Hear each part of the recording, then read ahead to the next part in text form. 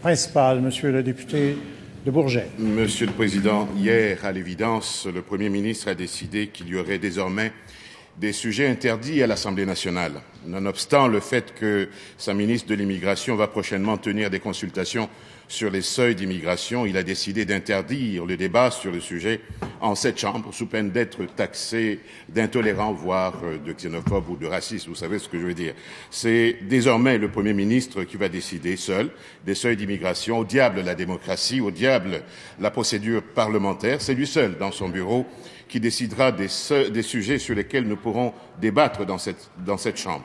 Seul, il a décidé, sans attendre les consultations, qu'il fallait hausser les seuils d'immigration de 50 à 60 000 déjà prévus. Pas le droit d'en discuter ici, pas du tout, surtout pas. Alors, à quoi servent les prochaines consultations publiques sur les seuils d'immigration si, dans la tête du Premier ministre, le dossier est déjà clos?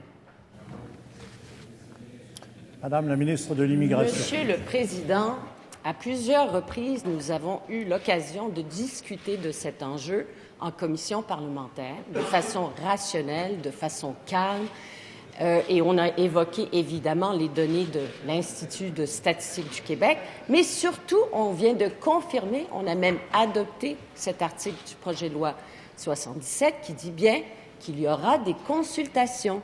Et j'ai même dit que ces consultations sur les seuils et la composition d'immigration se tiendront ce printemps.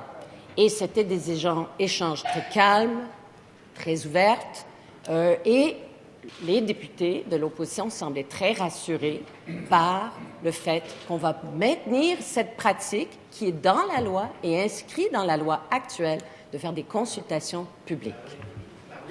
S'il vous plaît, s'il vous plaît. La parole est au député de Bourget pour une question complémentaire. Merci, Premier ministre. J'entends bien la ministre de l'Immigration. Effectivement, nous avons eu des échanges sur cet enjeu en commission parlementaire en toute sérénité, mais la position qu'elle exprime ici est différente de celle du Premier ministre. Aussi, je réitère ma question. Qu'est-ce qui a amené le Premier ministre à décider tout seul la hausse de 10 000 immigrants de plus, relativement aux 50 000 déjà déterminés pour les flux migratoires à venir? Quels sont ces... Madame la ministre de l'Immigration. Le Premier ministre a confirmé qu'il y aurait des consultations. Le Premier ministre connaît la loi. Le Premier ministre, c'est tout le...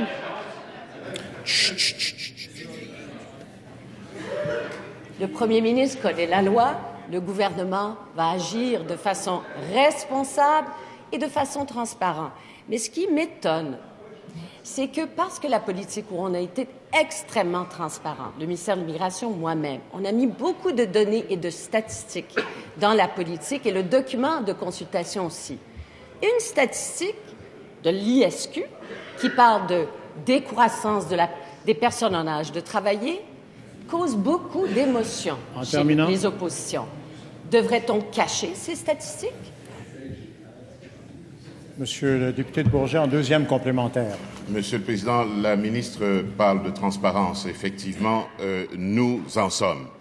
Alors, je ne pense pas que le Premier ministre ait eu cette idée de façon spontanée de hausser de 10 000 de plus le seuil d'immigration. Est-ce que le Premier ministre peut s'engager à déposer les études qui ont inspiré sa décision ici en Chambre pour que l'ensemble de la population en soit témoin? Madame la ministre de l'Immigration. Je l'ai expliqué à maintes reprises que nous allons procéder de la façon que nous procédons à chaque fois que nous faisons une consultation pluriannuelle sur les seuils et la composition. Vous prêtez des intentions et je m'objecte à ce que vous fassiez, vous conduisez de cette façon. Je l'ai dit clairement que nous allons agir comme nous avons toujours agi, en toute transparence. Mais vous vous objectez à des statistiques qui sont dans notre politique, qu'on a mis en toute transparence. Vous voulez couvrir ces statistiques que l'on ne saurait voir, parce que ça vous dérange. Oui. S'il vous plaît, Monsieur le leader de l'opposition. Monsieur le Président, quel bel exemple, encore une fois. On pose des questions et on se fait répondre « taisez-vous ». Hein? C'est ça, c'est exactement... Une question. Je pense pas une question de